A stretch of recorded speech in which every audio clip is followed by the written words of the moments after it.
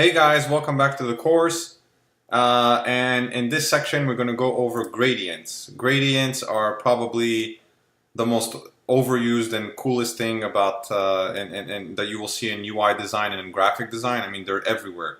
Here, I did a quick search on Dribbble, and you'll see almost every design that you'll see everywhere. Even in popular websites like Apple and stuff like that, everyone uses gradients. Here's let's go over some examples over here. Here's one really cool one. You see how it like fades in, really nice. There's tons of sites that could even showcase really nice gradients, which I'll share in the tool site that you can copy from. But let's pick here a gradient and try to copy it. So let's search again for gradients. Oops.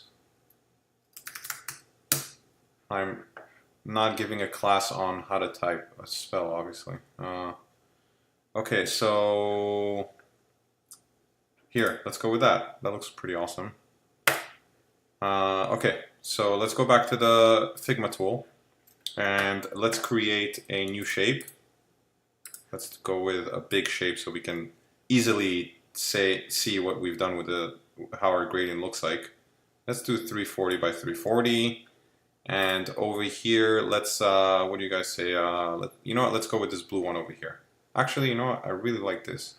So let's write down the coordinates, the color coordinates. So F4, F54, EA2, and FF7676.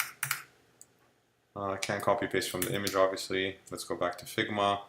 Now, this is pretty cool. So you see in the fill, which you already learned, over here there's a drop down and there's other options. So you can create, so all these below are all gradient types.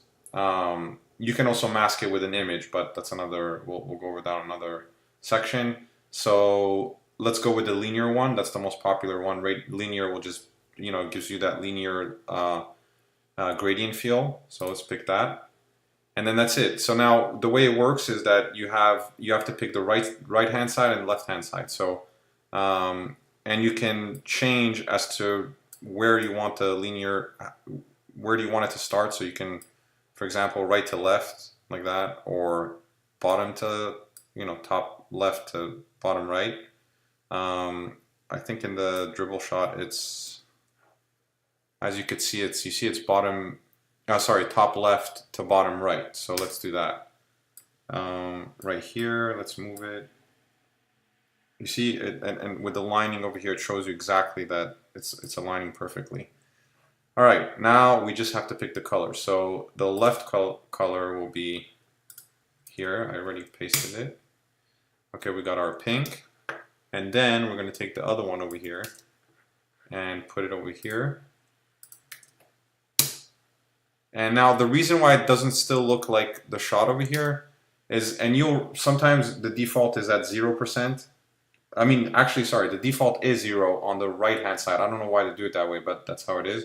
So the way you fix that is you go and you increase it to 100%. That's simple. That's it. And look at that. We got the same. Now you can exit it so you don't have to, so you can remove this. And look at that. Isn't that nice? And I would say play around with it. Just keep on playing with a bunch of gradients, create a bunch of examples, add drop shadows to it. But you know what? Let's create another. Let's play with another one. Let's go with this one. 655799B, and then 5 here. This is really not efficient. Like I told you guys, I promise there's a tool that inspires you with actual coordinates to show you really cool gradients like these, which I will add in the tool section below. So don't worry about that.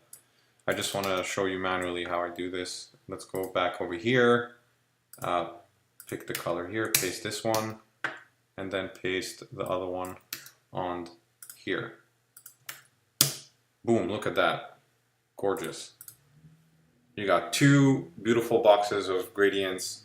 And you know what? Let's do something cool over here. Let's try to create this is something designers will do a lot, is have a top, like the whole background as a gradient. So let's drag it, remove the radius, corner radius, and let's create a cool poster. So remember, click on the text tool here. Gradient. That's ugly. And look at that, guys. Now let's align it here in the center. And we got ourselves a beautiful gradient. Isn't that awesome? Like I said, this tool Figma is fairly new, and it just makes the whole design process so easy and so much faster. You can, as you could tell already in 3 videos in, you already know most of the stuff that you need to know related to design, related to Figma, and you can already with that create a bunch of stuff. We'll get to how you get creative, because trust me, one thing with design that most people don't know is that you don't need to be the most creative guy in the world. You can, I'll show you guys exactly how to be meticulous and be able to do any design work for any client really quickly and beautiful, like the top designers in the world. We'll get to that in very soon, but I just want to go over the gradient one. Perfect, so we're done with that. I'll see you guys in the next course.